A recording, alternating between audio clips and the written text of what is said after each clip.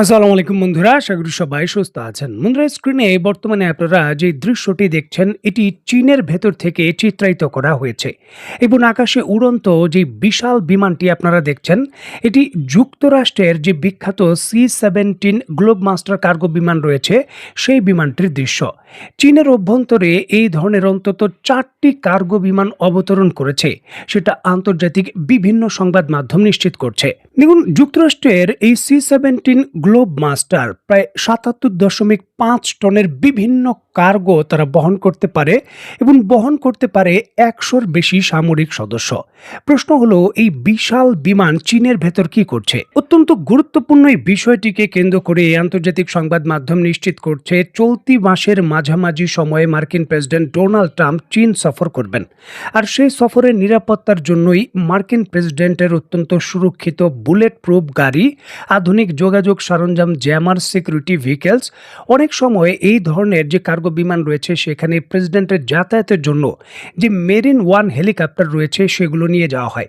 এই ধরনের গুরুত্বপূর্ণ যে গিয়ার এবং সামগ্রী রয়েছে সেটা চীনের ভেতর প্রেরণ শুরু করেছে যুক্তরাষ্ট্র এবং চলতি মাসের যে কোনো সময় ডোনাল্ড ট্রাম্পের চীনের ভেতরে সফর হতে চলেছে। দেখুন, চীনের ভেতর ডোনাল্ড ট্রাম্পের এই গুরুত্বপূর্ণ দ্বিতীয়বার ক্ষমতা নেওয়ার পর প্রথম সফর অত্যন্ত গুরুত্বপূর্ণ হিসাবে দেখা হচ্ছে। বিশ্বের বর্তমান যে সামরিক স্থিতি রয়েছে, বিশেষ করে মধ্যপ্রাচ্যের যে ক্রাইসিস, সেখান থেকে উন্নতি করার জন্য বা যে কোনো ধরনের যে এক্সিট পয়েন্ট রয়েছে তা দিয়ে যুদ্ধ থেকে সরে আসার জন্য এই বৈঠক খুবই গুরুত্বপূর্ণ। যুক্তরাষ্ট্রের প্রেসিডেন্ট ডোনাল্ড ট্রাম্প অলরেডি এই ইস্যুটিকে কেন্দ্র করে পরিষ্কারভাবে সমঝোতার ইঙ্গিত দিয়েছেন। তিনি তার বক্তব্যে দাবি করেছেন যে ইরান ইস্যুকে কেন্দ্র করে চীনের সঙ্গে কোনো ধরনের দ্বন্দ্ব নেই, বরঞ্চ চীনের সঙ্গে ভালো সম্পর্ক রয়েছে এমনটা দাবি করেন। ডোনাল্ড ট্রাম্পের এই ধরনের বক্তব্য পরিষ্কারভাবেই বোঝা যাচ্ছে পূর্ব নির্ধারিত এই যে বৈঠকটি, সেই বৈঠকটি একটা সময় বাণিজ্যিক ইস্যুকে কেন্দ্র করে হলেও বর্তমানে এই বৈঠকটি আন্তর্জাতিকভাবে সামরিক ইস্যুকে কেন্দ্র করে, বিশেষ করে তাইওয়ান এবং ইরান ইস্যুকে কেন্দ্র করে বড় ভিত্তিতে হবে। দেখুন, ইরানের যুদ্ধ শেষ হবে কি, পরমাণু কর্মসূচিকে কেন্দ্র করে কি সমঝোতা হতে পারে, ইরান সর্বোচ্চ কতটুকু ছাড় দিতে পারে চীনের মধ্যস্থতায়, এই সকল কিছুর সিদ্ধান্ত হতে পারে এই বৈঠকটিতে। বলা হচ্ছে যে মধ্যপ্রাচ্যের সামরিক ভারসাম্য বা সামরিকভাবে যে যুদ্ধের সমীকরণের ভবিষ্যৎ রয়েছে সেটা এই বৈঠকেই সিদ্ধান্ত হতে চলেছে।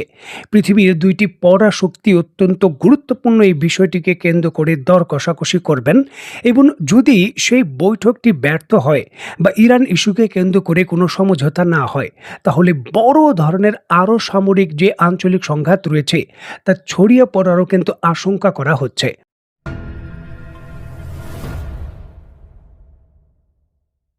দেখুন, যখন সামরিক টেনশন বা সামরিক সংঘাত শুরু হয় যুক্তরাষ্ট্র এবং ইরানের মতো পাওয়ারফুল দুইটি দেশের সঙ্গে, তখন সেই সমঝোতা বা যে কোনো ধরনের চুক্তি বাস্তবায়নের পর সেটা রক্ষা করার জন্য গ্যারান্টার দেশের খুবই প্রয়োজন। বিশেষ করে শক্তিশালী দেশ, যেই দেশ নিশ্চিত করবে দুই দেশ চুক্তি মেনে চলছে। আর এটি কখনোই পাকিস্তানের মতো দেশের পক্ষে করাটা তেমনভাবে সম্ভব নয়, কারণ পাকিস্তান অলরেডি কিন্তু যুক্তরাষ্ট্রের প্রভাব বলয়ের মধ্যে রয়েছে এবং যদি কোনো ক্ষেত্রে যুক্তরাষ্ট্র যুদ্ধবিরতি লঙ্ঘন করে বা কোনো চুক্তি থেকে নিজেকে প্রত্যাহার করে, পাকিস্তান কার্যত কী ধরনের পদক্ষেপ নিতে পারবে তা নিয়ে সন্দেহ ছিল। তার জন্যই কিন্তু ইরান পাকিস্তানের মধ্যস্থতায় সকল আলোচনায় গ্রান্টার দেশকে যুক্ত করার কথা বলছিল। আর এই জন্যই কিন্তু পাকিস্তানের মধ্যস্থতায় যে আলোচনা হয়েছিল তা বড় ভিত্তিতে ফলপ্রসূ হয়নি। এবার চীন হয়তো নিজেই সেই গ্রান্টার হতে চলেছে, যার জন্যই এই বৈঠক আয়োজন করা হচ্ছে বড় ভিত্তিতে। বিষয়টিকে কেন্দ্র করে আন্তর্জাতিক সংবাদ মাধ্যমগুলো নিশ্চিত করছে ইরানের পররাষ্ট্রমন্ত্রী জরুরি ভিত্তিতে এই দর কষাকষির ক্ষেত্রে ইরান সর্বোচ্চ কতটুকু ছাড় দিতে পারবে এবং কি কি শর্তে তারা এই চুক্তিতে যেতে পারবে, সেই গুরুত্বপূর্ণ বিষয়কে কেন্দ্র করে চীনের সঙ্গে আলোচনার জন্য বেইজিং পৌঁছেছেন। আন্তর্জাতিক সংবাদ মাধ্যম বলছে যে ইরানের পররাষ্ট্রমন্ত্রী তার সমকক্ষ চীনের যিনি পররাষ্ট্রমন্ত্রী রয়েছেন তার সঙ্গে আলাপ আলোচনার মাধ্যমে বিষয়গুলো চূড়ান্তভাবে নির্ধারণ করবে। যদিও ডোনাল্ড ট্রাম্প এবং চীনের মধ্যে যে বৈঠক হবে সেই বৈঠকে ইরান সরাসরি উপস্থিত থাকবে না, তবে ইরান এক্ষেত্রে তার যে স্পষ্ট লাইন রয়েছে, তার যে রেড লাইন রয়েছে সেটা চীনের কাছে পরিষ্কার করবে যে এই বিষয়কে কেন্দ্র করে কোনোভাবে ছাড় দেওয়া সম্ভব নয় এবং চীন দ্বিপাক্ষিক যে কোনো আলোচনায় সর্বোচ্চ এই পর্যন্ত যেতে পারে বা যুক্তরাষ্ট্রের সঙ্গে সমঝোতা করার জন্য যে কোনো প্রক্রিয়ায় তারা অগ্রগতি করতে পারে।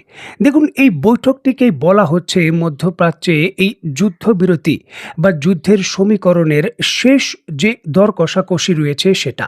কারণ চীনের মধ্যস্থতায় যদি এই দর কষাকষি ফেল হয় তাহলে মধ্যপ্রাচ্যের যুদ্ধের যে লাগাম রয়েছে সেটা আর কোনোভাবেই টেনে রাখা যাবে না, এমনটাই কিন্তু মনে করা হচ্ছে বিভিন্ন সামরিক বিশেষজ্ঞের যে বিশ্লেষণ রয়েছে সেখানে। এখন চীন ইরানের নিরাপত্তার গ্যারান্টার।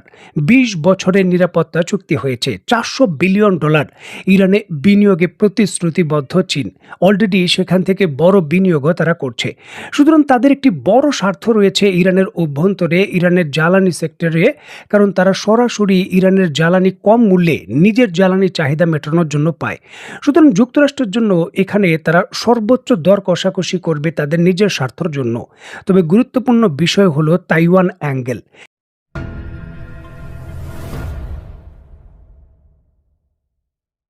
বর্তমানে যুক্তরাষ্ট্র পরিকল্পিতভাবে মালাক্কা প্রণালী, ইন্দোনেশিয়ার সঙ্গে সম্পর্ক এবং ফিলিপিনে তাদের নতুন সামরিক বড় উপস্থিতি, F-22 যুদ্ধবিমানের মতো সামরিক যুদ্ধবিমান মোতায়েন, এই সকল কিছু তাইওয়ানের ইস্যুকে কেন্দ্র করে উত্তাপ ছড়িয়েছে এবং তাইওয়ান বিপুল পরিমাণে নতুন অস্ত্র ক্রয়ের জন্য যুক্তরাষ্ট্রের কাছে তাদের যে চাহিদাপত্র রয়েছে তা পাঠিয়েছেন এবং যুক্তরাষ্ট্রের পক্ষ থেকেও ট্রাম্প ক্ষমতায় আসার পরপর নতুন করে আধুনিক বহু অস্ত্র তাইওয়ানকে ডেলিভারি দেওয়া হয়েছে।